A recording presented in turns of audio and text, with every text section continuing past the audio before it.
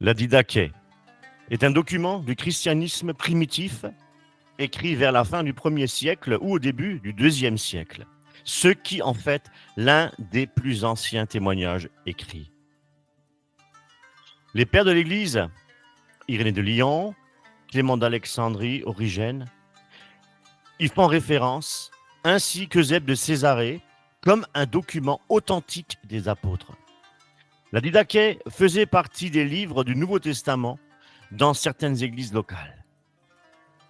Clément d'Alexandrie l'a mise dans le canon des livres du Nouveau Testament, sans douter de ses origines apostoliques.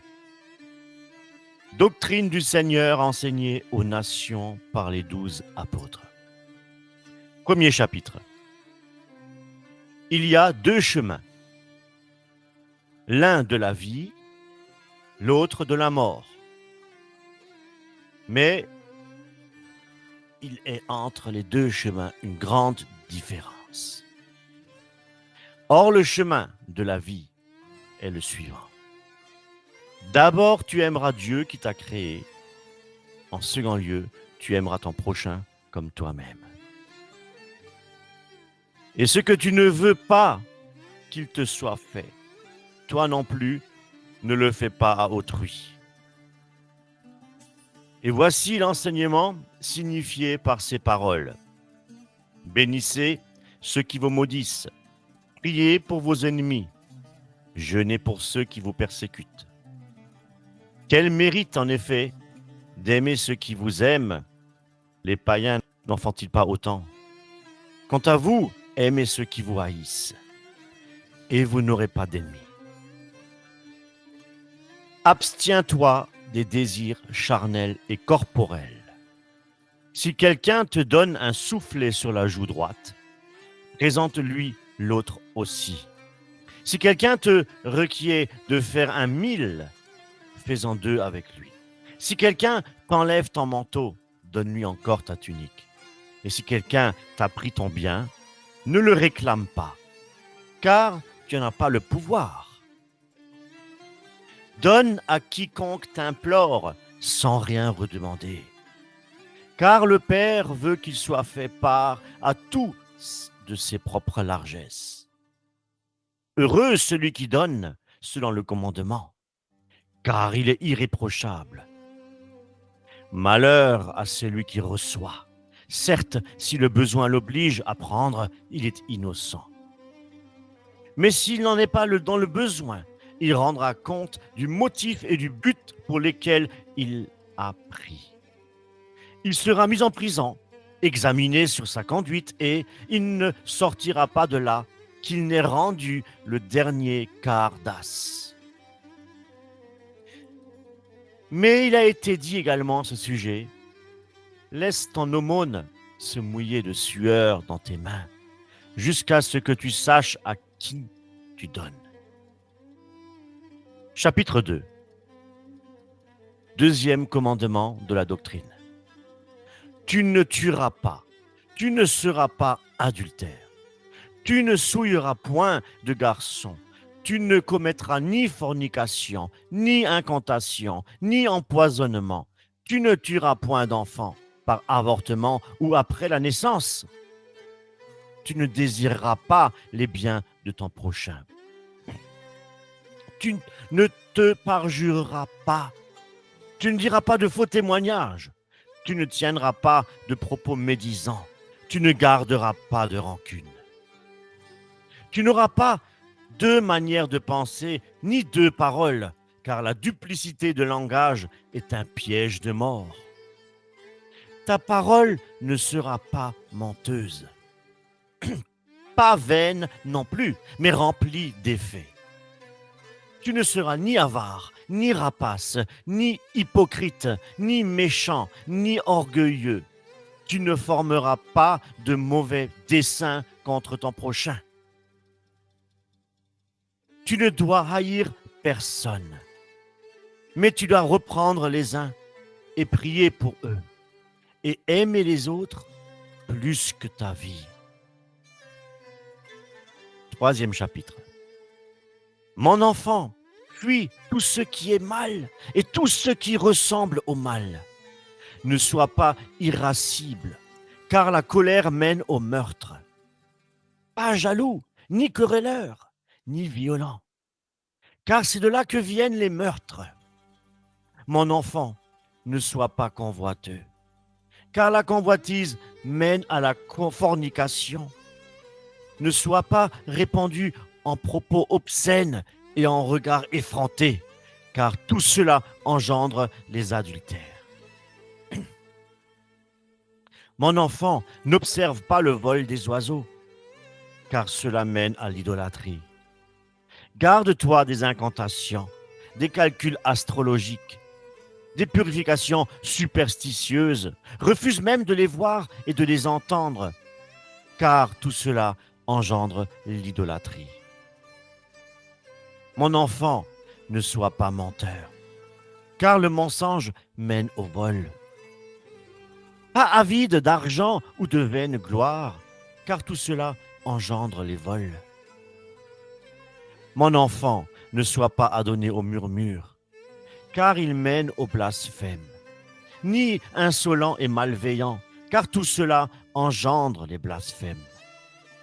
Au contraire, sois doux, car les doux auront la terre en partage.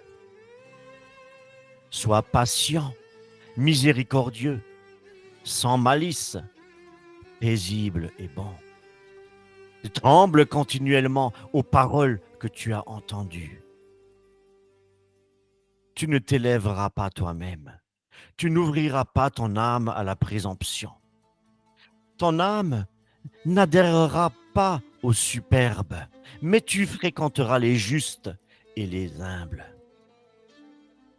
Tu accueilleras autant de bien les événements qui t'arrivent, sachant que rien ne se fait sans Dieu. Chapitre 4. Mon enfant, souviens-toi nuit et jour de celui qui t'annonce la parole de Dieu. Honore-le comme le Seigneur, car là où est annoncée sa souveraineté, là aussi le Seigneur. Recherche tous les jours la compagnie des saints, afin de te réconforter par leur conversation. Tu ne feras point de schisme, mais tu mettras la paix entre ceux qui se combattent. Tu jureras avec justice. Tu ne feras pas acception de la personne en reprenant les fautes. Tu ne demanderas pas avec inquiétude si une chose arrivera ou non.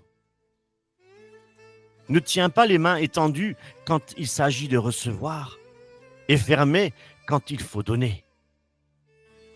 Si tu possèdes quelque chose grâce au travail de tes mains, donne afin de racheter tes péchés.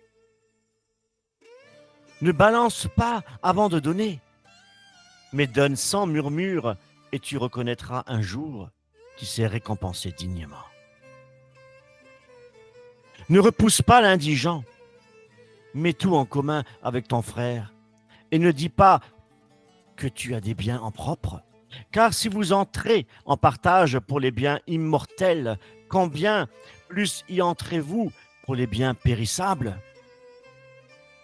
Tu ne retireras pas la main de dessus ton fils et ta fille, mais dès leur enfance, tu leur enseigneras la crainte de Dieu.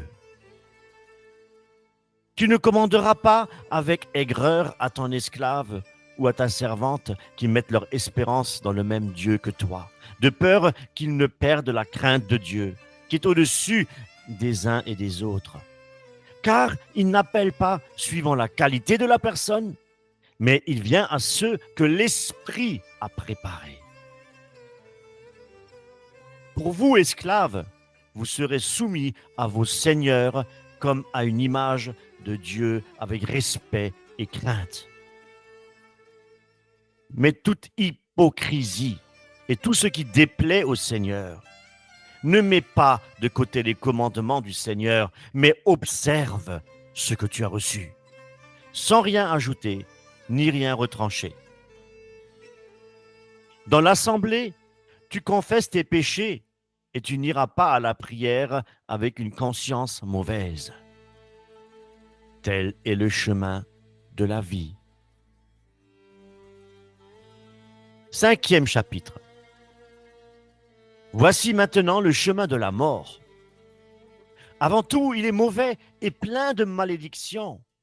Meurtre, adultère, convoitise, fornication, vol, idolâtrie, pratique magique, empoisonnement, rapine, faux témoignage, hypocrisie, duplicité de cœur, ruse, orgueil, malice, arrogance, avarice, obscénité de langage, jalousie, insolence, faste, forfanterie, absence de toute crainte. Persécuteur des hommes de bien, ennemi de la vérité, amateur du mensonge, qui ignore la récompense de la justice, qui ne s'attache pas au bien, ni au juste jugement, qui sont en éveil, non pour le bien, mais pour le mal, qui sont loin de douceur et de patience, qui aiment la vanité, qui courent après la récompense, qui n'ont pas de pitié pour le pauvre et ne se mettent point en peine des affligés, qui méconnaissent leur propre Créateur, meurtriers d'enfants et meurtriers par avortement des créatures de Dieu, qui se détournent de l'indigent et accablent les opprimés, avocats des riches et juges iniques des pauvres, pécheurs de part en part. Puissiez-vous, ô mon enfant, être préservé de tous ces gens-là. Chapitre 6. Veille à ce que nul ne te détourne de ce chemin de la doctrine, car celui-là t'enseigne en dehors de Dieu. Si tu peux porter tout entier le joug du Seigneur, tu seras parfait. Sinon, fais du moins ce qui est en ton pouvoir. Quant aux aliments, prends sur toi ce que tu pourras, mais abstiens-toi complètement des viandes offertes aux idoles, car c'est là un culte rendu à des dieux morts. Chapitre 7. Pour le baptême, donnez-le de la manière suivante. Après avoir enseigné tout ce qui précède, baptisez au nom du Père et du Fils et du Saint-Esprit, et dans de l'eau courante. S'il n'y a pas d'eau vive, qu'on baptise dans une autre eau, et à défaut d'eau froide, dans de l'eau chaude. Et si tu n'as assez ni de l'une ni de l'autre, verse 3 fois de l'eau sur la tête, au nom du Père et du Fils et du Saint-Esprit. Que le baptisant, le baptisé et d'autres personnes qui le pourraient jeûnent avant le baptême. Du moins, au baptisé ordonne qu'il jeûne 1 jour ou 2 auparavant. Chapitre 8. Que vos jeûnes n'aient pas lieu en même temps que ceux des hypocrites. Ils jeûnent en effet le lundi et le jeudi. Pour vous, jeûnez le mercredi et le vendredi. Ne priez pas non plus comme les hypocrites, mais de la manière que le Seigneur a ordonné dans son évangile. Priez ainsi. Notre Père qui es aux cieux, que ton nom soit sanctifié, que ton royaume arrive, que ta volonté soit faite sur la terre comme au ciel. Donne-nous aujourd'hui le pain nécessaire à notre existence. Remets-nous nos dettes, comme nous remettons aussi la leur à nos débiteurs. Et ne nous induis pas en tentation, mais délivre-nous du mal. Car à toi est la puissance et la gloire dans les siècles. Priez ainsi 3 fois par jour. Quant à l'Eucharistie, rendez grâce ainsi. D'abord pour le calice. Nous te rendons grâce, ô notre Père, pour la sainte vigne de David, ton serviteur, que tu nous as fait connaître par Jésus, ton serviteur. Gloire à toi dans les siècles. Puis pour le pain rompu, nous te rendons grâce, ô notre Père, pour la vie et la science que tu nous as fait connaître par Jésus ton serviteur. Gloire à toi dans les siècles. Comme ce pain rompu, autrefois disséminé sur les montagnes, a été recueilli pour devenir un seul tout. Qu'ainsi ton Église soit rassemblée des extrémités de la terre dans ton royaume. Car à toi est la gloire et la puissance par Jésus-Christ dans les siècles. Que personne ne mange et ne boive de votre Eucharistie, si ce n'est les baptiser au nom du Seigneur, car c'est à ce sujet que le Seigneur a dit, ne donnez pas ce qui est saint aux chiens. Chapitre 10. Après vous être rassasiés, rendez grâce ainsi. Nous te rendons grâce, ô Père saint, pour ton saint nom, que tu as fait habiter dans nos cœurs, pour la connaissance, la foi et l'immortalité que tu nous as révélées par Jésus, ton serviteur. Gloire à toi dans les siècles. C'est toi, Maître tout-puissant, qui a créé l'univers à l'honneur de ton nom, qui a donné aux hommes la nourriture et la boisson en jouissance pour qu'ils te rendent grâce. Mais à nous, tu as donné une nourriture et un breuvage spirituel et la vie éternelle par ton serviteur. Avant tout, nous te rendons grâce parce que tu es puissant. Gloire à toi dans les siècles. Souviens-toi, Seigneur, de délivrer ton Église de tout mal et de rendre parfaite dans ton amour. Rassemble-la des quatre vents, cette Église sanctifiée, dans ton royaume que tu lui as préparé, car à toi est la puissance et la gloire dans les siècles. Vienne la grâce et que ce monde passe. Hosanna au Dieu de David. Si quelqu'un est saint, qu'il vienne. Si quelqu'un ne l'est pas, qu'il fasse pénitence. Maranatha. Amen. Laissez les prophètes rendre grâce autant qu'ils voudront. Chapitre 11. Si quelqu'un vient à vous et vous enseigne tout ce qui vient d'être dit, recevez-le. Mais si le prédicateur lui-même, étant perverti, enseigne une autre doctrine et travaille à détruire, ne l'écoutez pas. Enseigne-t-il, au contraire, pour accroître la justice et la connaissance du Seigneur? Eh bien, recevez-le comme le Seigneur. À l'égard des apôtres et des prophètes, agissez selon le précepte de l'Évangile de la manière suivante. Que tout apôtre arrivant chez vous soit reçu comme le Seigneur. Mais il ne restera qu'un seul jour, ou un deuxième en cas de besoin. S'il reste 3 jours, c'est un faux prophète. À son départ, que l'apôtre ne reçoive rien, sinon du pain pour gagner un gîte. S'il demande de l'argent, c'est un faux prophète. Vous n'éprouverez et ne critiquerez aucun prophète qui parle en esprit, car tout péché sera remis, mais ce péché-là ne le sera pas. Tout homme qui parle en esprit n'est pas prophète, mais seulement s'il a les façons de vivre du Seigneur.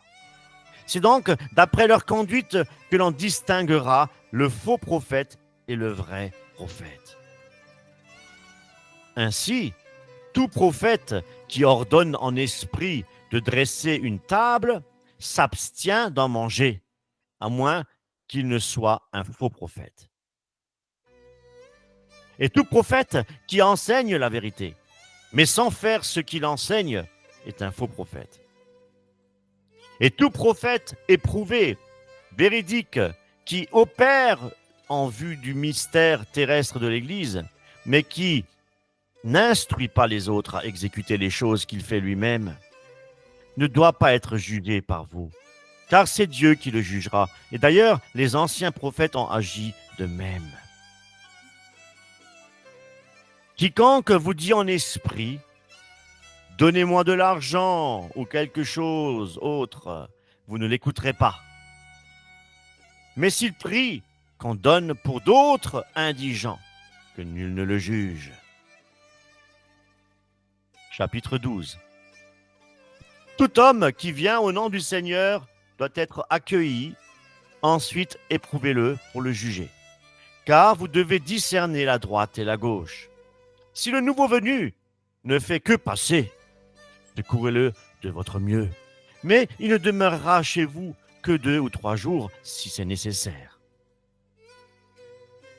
S'il veut s'établir chez vous, eh bien qu'il soit artisan, qu'il travaille et qu'il se nourrisse. Mais s'il n'a pas de métier, que votre prudence avise à ne pas laisser un chrétien vivre oisif parmi vous. S'il ne veut pas agir ainsi, c'est un trafiquant du Christ. Gardez-vous des gens de cette sorte. Chapitre 13. Tout vrai prophète voulant s'établir chez vous mérite sa nourriture. Pareillement, le docteur véritable gagne lui aussi, comme l'ouvrier, sa nourriture. Tu prendras donc du pressoir et de l'air, des bœufs et des brebis, les prémices de tous les produits. Tu les donneras aux prophètes, car ils sont vos grands prêtres. Et si vous n'avez pas de prophète, vous donnerez aux pauvres. Si tu fais du pain, prélève les prémices et donne-les selon le commandement. De même, si tu ouvres une amphore de vin ou d'huile, élève-en les prémices et donne-les aux prophètes. Sur ton argent, sur tes vêtements, sur toutes sortes de richesses. Prélève les prémices selon ton appréciation et donne-les selon le commandement. Chapitre 14. Réunissez-vous le jour dominical du Seigneur. Rompez le pain et rendez grâce, après avoir d'abord confessé vos péchés, afin que votre sacrifice soit pur.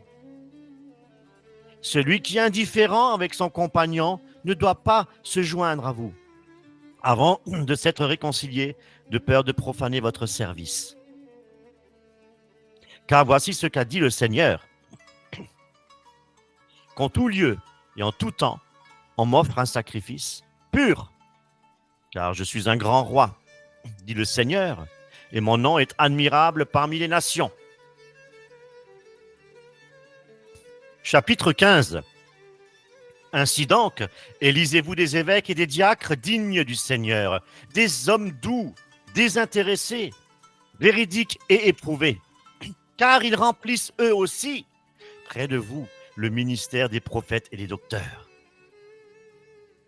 Donc ne les méprisez pas, car ils sont les hommes honorés d'entre vous, avec les prophètes et les docteurs. Reprenez-vous les uns les autres, non avec colère, mais pacifiquement, comme vous le tenez de l'Évangile. Et si un homme offense son prochain, que personne ne converse avec lui, qu'il n'entende un mot de personne avant qu'il ait fait pénitence.